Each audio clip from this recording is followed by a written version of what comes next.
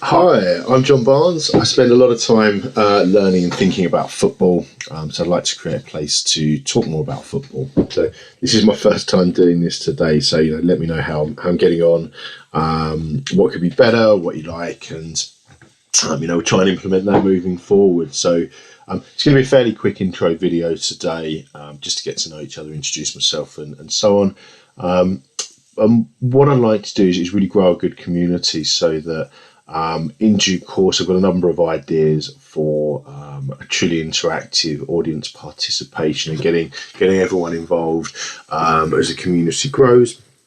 We've all got different opinions, and that's where a lot of the value comes from. So to start with, just as a quick sort of intro to let you know a little bit about who I am, how I think about football, I'm going to start with a condensed look at Arsenal's current situation, sort of reference the last couple of months where things are, and maybe look at how that might extrapolate moving forward. So I think with Arsenal, one of the key things to start with is Arsenal really good at football. They've got an excellent squad, number of really good players. Not the finished article by any means, but certainly a very, very good team with a lot going for them. So that also means that it's improving that squad is more difficult because there's certain gaps in the squad. They have a group of players that should all improve as well. So if you look at the key players in this Arsenal team, most of them should improve from last season. If you look at the age most of them are at, where they are in their careers, they should improve physically, they should improve technically, they should improve tactically. Their levels of experience are increasing rapidly, which means they also have the understanding of how to implement these other improvements better as well. And on top of that, the last couple of years have ended with some disappointments after good performances during the season, but ended ultimately disappointed. So that's also something that can be really harnessed to drive those players on and create extra motivation. So I think from that side, the starting point is a really good position, but you're always looking to improve upon that. So when it comes to improving the team, I think that the first port of call should be the players that are already there, making sure that they're staying, they're happy, they maintain and improve their levels, and potentially maybe bed into the structure a little bit better, and as they work together. So, but I think that making sure you don't fall backwards is the first thing. On top of that, I think the biggest way that most people look at for improvement is going in the transfer window, going in the transfer market. And granted, we all love the transfer market. It's a huge part of the Premier League's marketing strategy as well. So it's no wonder it's so visible and so prevalent. One of the things with Arsenal's squad is their tactical, their positioning really versatile. So you look at how many of the defenders can play across multiple positions. Some of them can play all the way across the back four and into midfield. You've got forwards that can play midfield, left, right, and so on. So all of these things that they offer this tactical, the positional flexibility in the squad. Now that's good on the one hand. That's really good, and I think generally speaking, it's a big positive. When you're looking to go into the transfer market, it also means that the players you're signing don't have to just be one type of player. So, for example, people were talking about getting either a wide player or a centre forward for Arsenal, and either one of those could be effective because there's other players that can move positions to cater for that. If you've got a positionally versatile player that comes in and can perform one of those roles really well and the other a little bit, it just adds into that. So I think from that side of things, the quality, the type of quality Arsenal need is very high. Or the potential to develop into that sort of quality is very high. I think in terms of specific skills, that there are some things I think that the squad would benefit from, but there's not one specific way of resolving these things. These types of these types of squad building exercises with the flexibility that Arsenal's players have can be done in different ways. So I think that's important and should be factored in as well. And I think that continual improvement within the squad just adds to that. And a couple of new players in just keeps people on their toes and keeps the competition high. And also, I think adding the opportunity to rest and rotate players at the right time, meaning that they're managed through the season more efficiently, is really important. But I think one of the things with the transfer market is, we had the Euros this summer, first time in a while since we've had a summer tournament, and this is important. The Olympics was there as well, but that's much less so. But you kind of had the almost like a mini window before the Euros, where there was a little bit of movement here and there, a few rumours, a couple of deals, but nothing too major. Kind of setting things up, I think, a lot. And also the kind of the false transfer deadline, if you like, where there was all the so-called PSR deals getting done before the end of the financial years at the end of June, as well. So that was it the start of June, end of June? Forgive me. But that also came into play as well. And then, but the main transfer season's been quite slow for most clubs. I think there is the aspect of the Euros coming into that. You also have to look at people with their PSR challenges, financial issues, how that may impact things. And I think when you put the two things together, that's where that may be indicative of that. And we've seen a lot of people doing transfer business quite early, particularly Arsenal doing transfer business early in the previous couple of windows. This is the first time in a while since we've had a summer tournament. So whilst I maybe wouldn't have predicted that, I'm not entirely surprised. And I think if you look at the business that's happened so far, so you brought in Calafiori, you brought in Marino, which I think is now confirmed on medicals, something like that. So if you take Calafiori, very good quality defender, has the versatility, but also offers Arsenal an option at a level they haven't had previously in terms of their build-up play as well. So I think that's a really interesting signing. Might take a little bit of time to bed in, just to get used to the systems and structures. It can do sometimes at Arsenal. I think the other thing is you also have Jurgen Timber, who's back, and it's basically, he played about an hour or 90 minutes or something last season. So that also gives you that extra quality and depth, and a different option when it comes to build-up. If you take Marino as well, that as a signing, first of all, it can bring in not a direct Granit Xhaka replacement, but someone to play in that kind of role. Strong, physically robust, can get into the box and score goals. Maybe not quite the same level of passing range. Certainly less likely to be finding himself into referees' books and suspension sheets as well, I would imagine. But broadly speaking, to fill that gap, albeit in a slightly different way, I think then you have Rice playing deeper beats between that, Timber, Calafiore. You start to try and unlock that left-hand side, because the right-hand side did so much of the heavy lifting last year. If you've got the left-hand side coming to the table, not only did that deliver on its own right, it also frees up space on the right, so that perhaps Saka isn't getting doubled up on every single game to quite the same level he was. Creates a bit of uncertainty in the centre-backs as they have to move over from one side to the other as well. So I think they're sensible signings to try and get the most out of the existing squad, as well as bring their own talents into play as well. So that's sensible.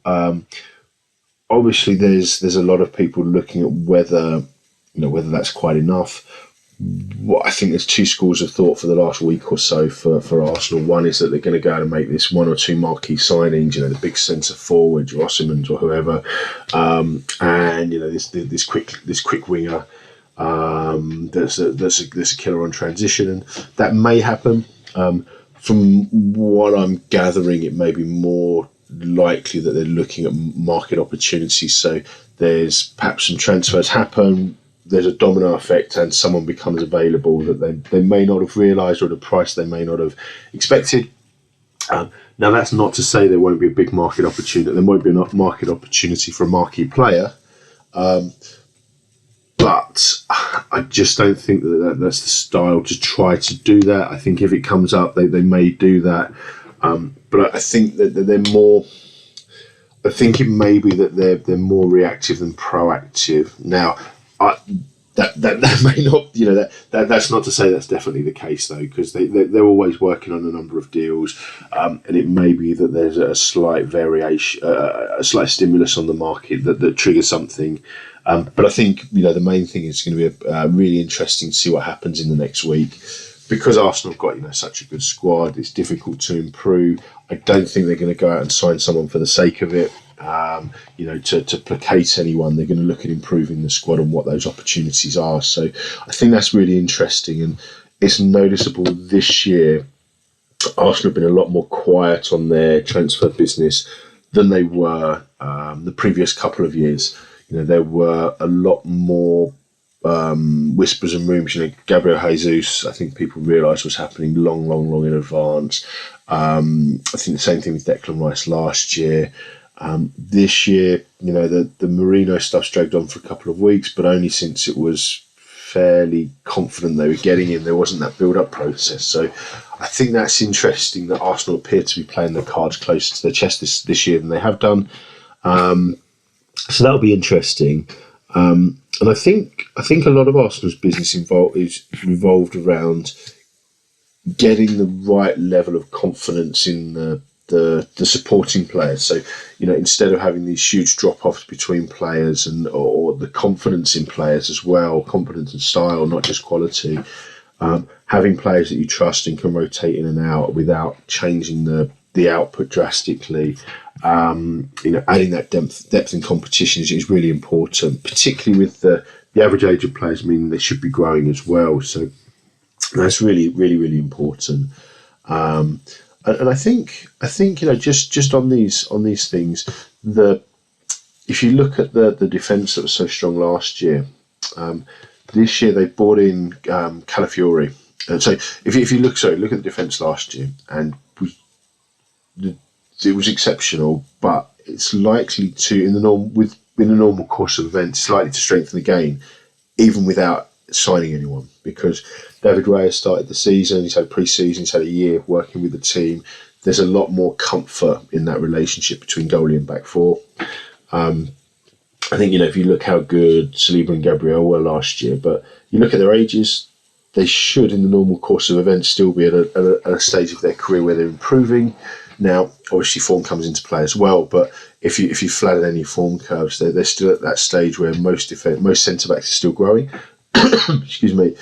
Ben White as well, he transitioned into a new role, so he's going to be still learning that and developing his game, and you saw how he got better and better as the season went on, so he could have a full season like that. Urian Timber coming back as well, exceptional player, and adds to the